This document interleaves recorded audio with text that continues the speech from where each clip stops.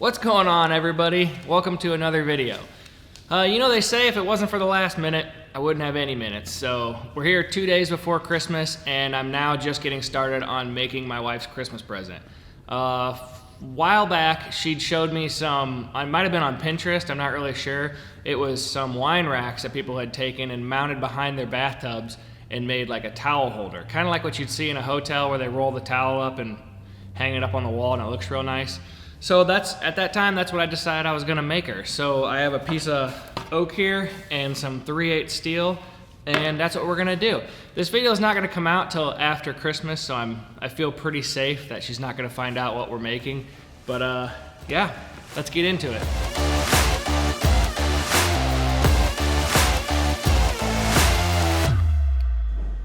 All right, first thing is starting off with the shelf. I just got this piece of oak from your normal big box hardware store. It came this length. It's a 1/2 inch thick and 5.5 inches wide, and all I had to do here was cut it down to 15 inches. I wanted to start with the shelf because I needed to get it stained and polyurethaned, and I wanted to see how much of that I could get done before I needed to actually give it to Lindsay.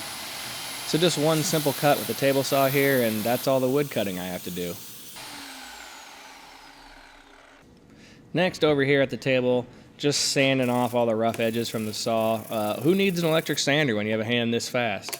I was told to go with the grain. I kind of forgot that when I got to the top here and went across the grain, which was no big deal because I was going for a rustic look anyway. I actually considered like hitting this piece of wood with chains and stuff, but since I'm not that experienced with woodworking, I just kind of wanted to keep it simple and just have the basic stained oak look.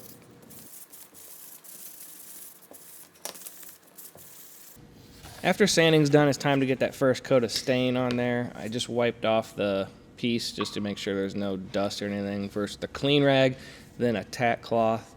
For the stain, I used Jocko bean or Jocko bean. It looked a lot like espresso to me. It was just a nice dark color, so went with that. Now, compared to fabbing, this part's pretty boring to me, so I'm not going to show you the entire process. But for this one side, I just wiped it on with a foam brush, and then I went back with a clean rag and wiped off the excess, just kind of like the directions said right on the side of the can. I made sure to get up under the lip so it wouldn't run to the back side and make that side extra dark. And once these dried, I put on extra coats. All right, we're finally to the metalworking. For this project, it's pretty much entirely made out of 3/8 mild solid steel that I bought from a local supply store. That way I knew I could heat it up and bend it pretty easy. Right now I'm cutting it to 28 inches. I made 4 of these because this rack is going to hold 2 rolled up towels. So I need 4 hooks, 1 on each side of each towel.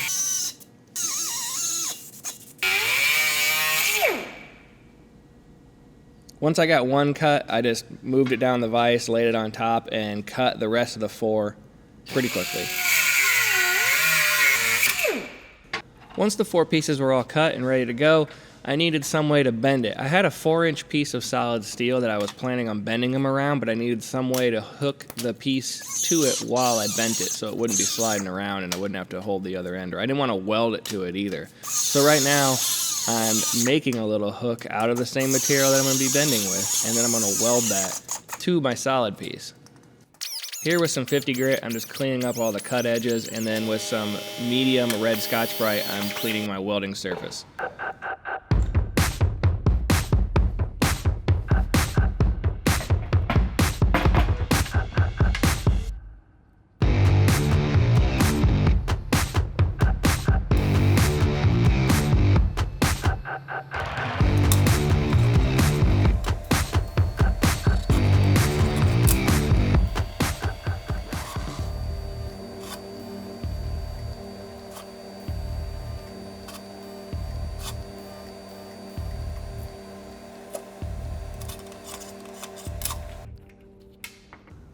Once I got the fixture made, I locked it in the vise since I'm going to be pulling on this pretty hard. You probably could use a piece of tubing. I'm just lucky that I had this solid piece of metal laying around. It worked really well for this, didn't disform at all, and I'll probably be able to use it in other things. I just have a MAP gas hand torch right here. It's just your normal hand propane torch, but with MAP gas, which is supposed to provide better heat. I really thought I'd be able to heat up a larger area, like 3 or 4 inches, and get it like at least orange and bend it around. But it really didn't seem to work unless I held it on one spot of the metal. Every time I tried to spread out, the whole thing would cool down. So I just had to go back to holding it tightly on one area and just working my way around slowly. The more patient I was with this, the better it followed the buck around. Short of a real forge, I think an oxyacetylene torch would obviously work better. But no matter how slow I went, they all seemed to require a little bit extra fine tuning with a hammer just to get it to look visually correct. Once I got my technique down where I wanted it, I repeated the process on the other 3 parts. I had left plenty of excess in both directions, so once all 4 of them were done, I lined them all up and made a mark, and that way they would all end at the same spot past their curve. Using the mark I just made, I put it back in the fixture, but this time didn't slide it all the way down in, only slid it to the mark, and actually bent it the other direction. This was the part I was the most worried about. I wasn't actually sure when I started this how I was going to finish off the hooks. I know this reverse bend is like a common thing you see, but I figure people always have better equipment than I do to do it, but I wanted to give it a shot anyway, and I think it turned out all right. So I repeated it on the other ones and kind of tuned them up with the hammer to make them similar, and then I trimmed off that extra. I took a 50 grit pad and cleaned up the edges around where I just cut off, and then I used a coarse Scotch-Brite and cleaned up all the mill scale off of all the pieces. Anything I might have missed right now, I'll get later. And then I took a hand Scotch-Brite and smoothed it all out just to make all the metal look nice. I believe I had to do this process one more time because I did miss some spots. Here I'm just trying to lay it out and figure out exactly how I'm going to configure it. Once I had something that I thought looked good, I wiped everything down with acetone and got it ready for welding.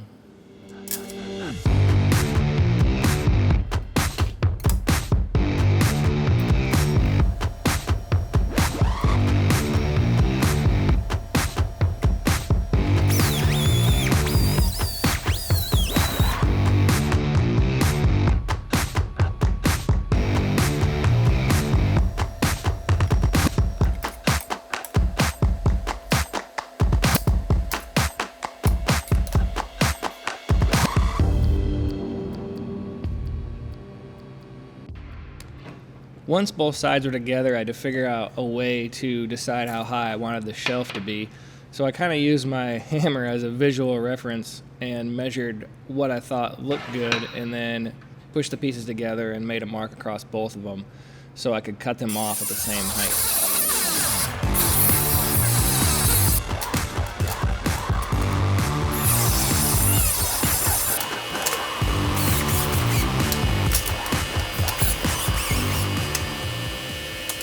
Now that I have the sides ready to go, I need to make a frame for my shelf to attach to. So I'm going to cut 2 pieces 15 inches long and 2 pieces 5.5 inches long to make a rectangle that should line up with the outside edge of the wooden shelf.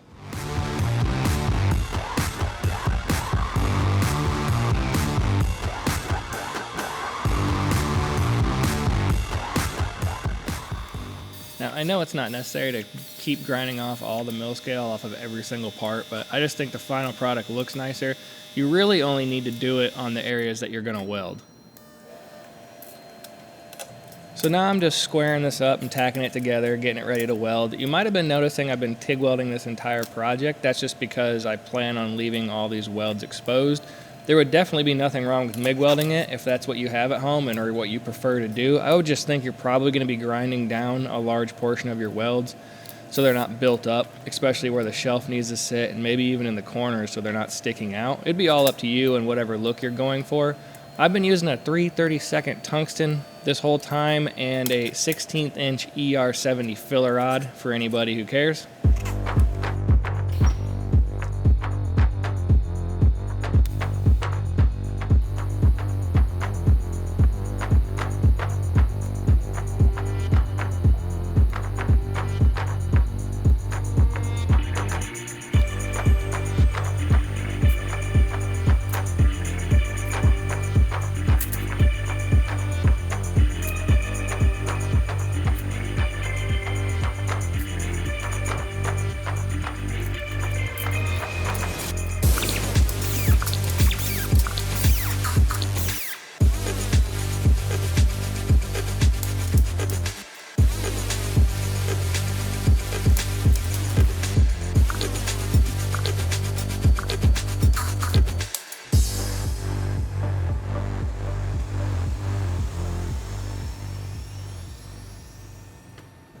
All right, now that the frame's all welded up, it's time for some tabs. These are just 4 little tabs I'm gonna put around a couple inches in from each side. I actually had these. These are laser cut tabs, so if you don't have some, you're gonna have to hand make some kind of way with something with a hole for a screw to run through up into the wood. A really short little screw is what I'm gonna put in here. And I just clamped them flat to the table and tacked them all on before I welded them. And then once I had them all tacked, I welded them up. Now, unfortunately, you can't really see the weld pool, so I'm going to speed this up. You can see, to give myself a little bit more room, I clamped away from the bracket and used just another piece of steel with kind of cantilevering itself over the piece and using it like a little finger to hold it on the tab. That way the clamp wasn't in my way while I was welding. Next, I'm going to put on my uprights, or actually the vertical hooks that will be hanging from this. I just cleaned off the little bit of weld oxidation where I'm going to weld, and then I use my square and tack these up as good as I could to get them 90 degrees to the shelf.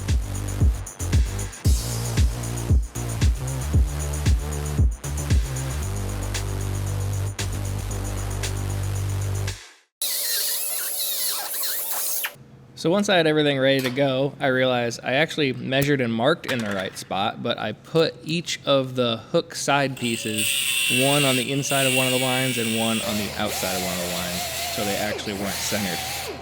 Once I remeasured and put the piece where it was actually supposed to go, I just had to trim a little bit off my center cross brace, and then I squared it up and tacked it into place. And then I only had one more thing to tack on, which was the 2 brackets that are actually going to screw this to the wall. I didn't have any more of the tabs that were just squared off. I only had these, which are actually made to go on roll bar tubing or something like that. So I had to grind them flat, which only took a few seconds. And it actually made them a little bit shorter, which is better because these are going to be slightly visible, and the shorter the better, the less noticeable.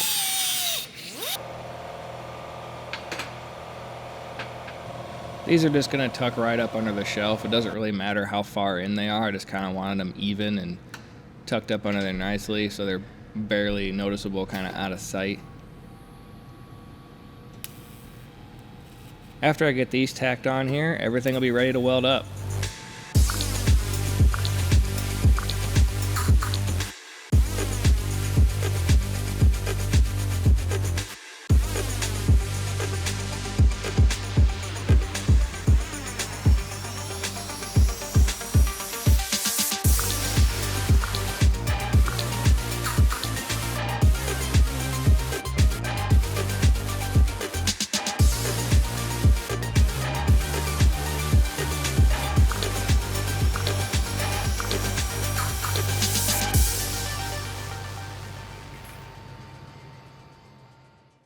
And now that everything's welded, we can finally connect the wood to the metal.